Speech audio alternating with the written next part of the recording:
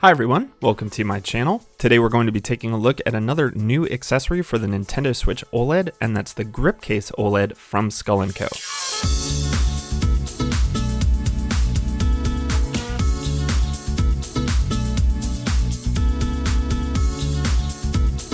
And real quick, if you're new here, make sure to subscribe so you can stay up to date on everything happening with the channel.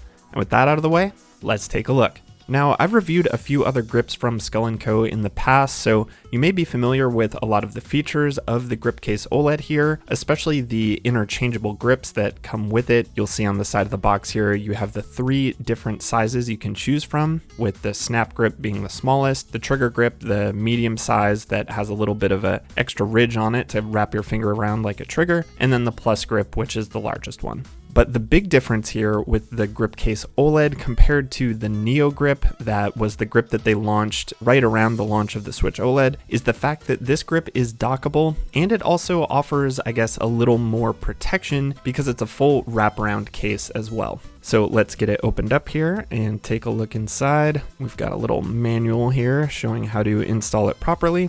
And here is the grip case. You can see it has a foam insert with the switch there, and flip it over on the back. You can see it's completely transparent and offers full protection around the back and the sides. And here are the other grip sizes included, with the plus grip in the middle and the snap grips there. It comes with the trigger grips installed already. And taking a look at the top, you can see the GripCase OLED has slightly different trigger buttons than the old GripCase Crystal for the original Switch, with these floating trigger buttons that supposedly make it a little easier to press those shoulder buttons down with the grip case on. And we'll pop this out here and take a closer look. So the grip case itself is made out of a fairly flexible TPU plastic, and I'm not sure if Skull & Co. made this claim with the GripCase Crystal, but supposedly this is an anti-yellowing TPU plastic, which is definitely a concern with a material like this. You know, phone cases like this are really prone to that gradual yellowing over time, and I can say that with my GripCase Crystal, it did eventually happen to that case. It got a little yellow. It wasn't too bad. I ended up trying to get rid of it with some chemicals and ended up making it worse, but I would imagine that the GripCase OLED would eventually be susceptible to the same yellowing. Again, it's nothing terrible, but for me, someone who likes their Switch accessories really pristine, it can be a little bit of an eyesore to see it eventually get that tarnished look after a while, but only time will tell. I guess I'll pop in here with a comment later on to see if this eventually yellowed, or maybe they did change the material with this new GripCase OLED, and maybe it'll stay crystal clear the entire time. And one interesting thing here that I didn't notice from the pictures of the GripCase OLED, the grips that come with the GripCase OLED are actually a different color than the white grips that came with the Neo Grip. And you can see here, they are more of a gray color. They actually match the Switch OLED Joy-Con perfectly with that kind of slight off-white gray. And we'll slide off the trigger grips here. You can see it's super easy. There's just little rails on the back there. And then to install the Switch into the GripCase OLED, you start with the top, right where the shoulder buttons are, kind of position it in there, and then just work it around the edges. It goes in super easy, which is really nice, but still feels pretty secure. And the trigger buttons do feel good. It does add just a little bit of resistance to have that case wrapped around the top there, even with the new updated floating buttons. You can tell it's not quite as easy to press, but it's a negligible difference. Totally works, and I haven't had any issues with input. You know, every time I want to click a shoulder button, it's registered, so nothing to worry about there. And a lot of what I've said about Skull & Co.'s previous grips still stands here with the GripCase OLED. Obviously, it's going to be a very similar experience to the Neo Grip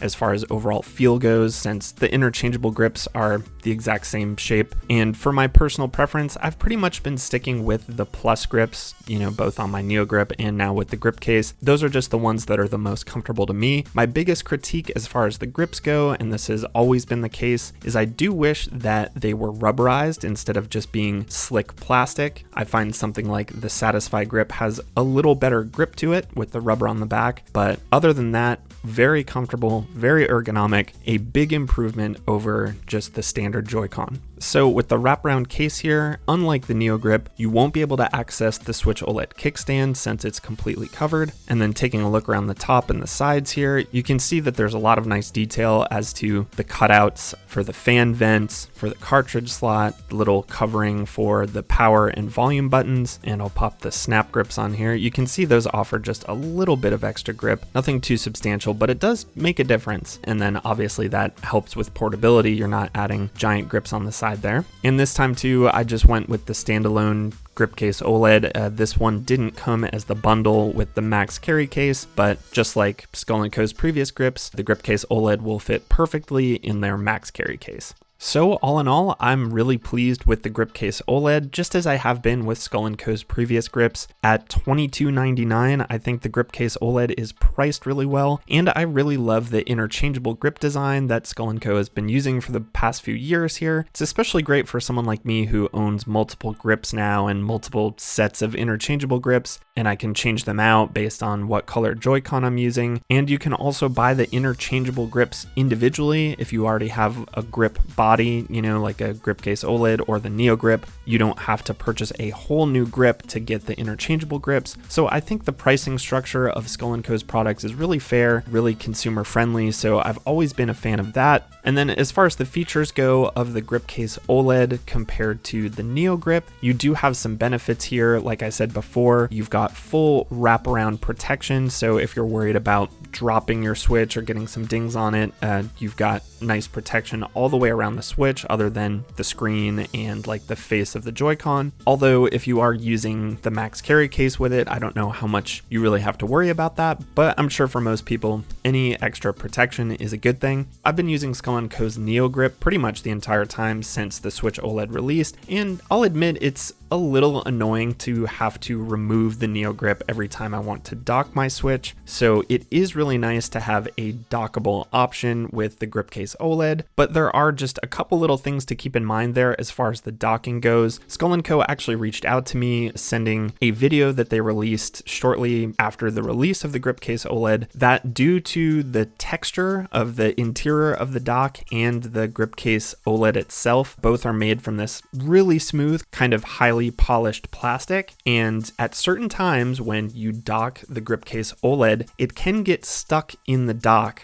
And not in a way like where it's wedged in there and it's too tight, but just with this weird amount of friction, almost like suction, I guess. So you just want to make sure that you're kind of bracing against the top of the dock while you're pulling out the GripCase OLED from the bottom to keep it from lifting up the dock as well. And just like the GripCase Crystal before it, I have found that sometimes you need to give a little extra push to get the Switch to fully connect in the dock and show up on your screen when you have the GripCase OLED attached. Just takes that little bit of extra pressure to make sure you're making the connection. Otherwise, it can kind of sit just above it. But from a user experience standpoint, it's definitely easier than removing something like the Neo Grip anytime you want to dock your Switch. It's a pretty simple and straightforward process. So if you're looking for a dockable grip option, I highly recommend the GripCase OLED. And I don't really have much to nitpick here with the GripCase OLED. I think it's a really solid product. I think it's really fairly priced. It's great that it's dockable. I guess the one thing I did find that was like a slightly negative experience and very minor was the fact that the case itself, since it fully wraps around the Switch body, with the Switch OLED, the speakers are on the very bottom, but they do face towards you. And then with the GripCase OLED, they've sort of engineered it where the little cutaways for the speakers sort of funneled downward instead of towards you. And I did find if I was pressing against the bottom of the grip case or covered those holes, which is a very obvious thing, you'll hear the sound get quieter. So if you like rest your Switch on your chest or something, the speakers do get more muffled than if you were just using it without the case attached. And that's,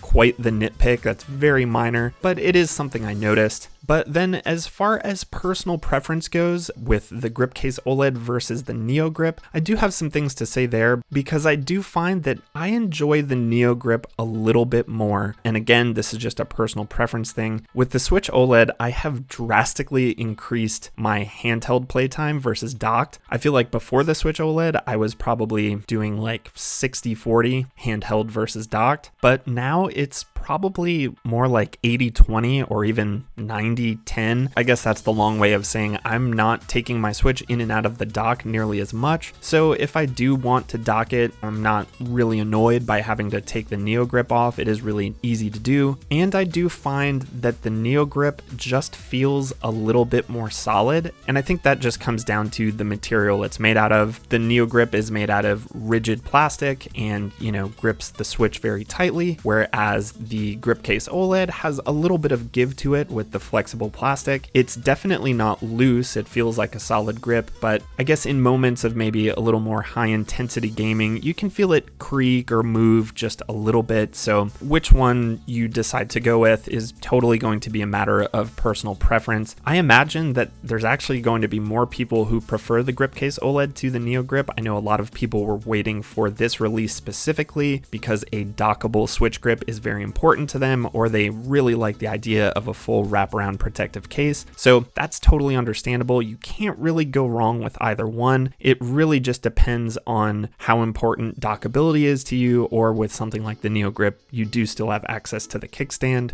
So I'll leave a link to the GripCase OLED down in the description below if you'd like to check it out for yourself. Let me know if you have any questions about the GripCase OLED that I didn't answer in this video. I'll also leave links to the previous Skull & Co grip reviews I did, in case there's probably a few more details in those videos that I probably neglected to include here since I've been over them a few times now. And if you do want to pick up one of Skull & Co's grips, I also have an affiliate code with them, so you can save 10% off your order by using code NEILTENDO at checkout. And I think that's going to do it. If you enjoyed the video, please give it a like on your way out and also consider subscribing. And until the next video, thanks so much for watching, and I'll see you next time.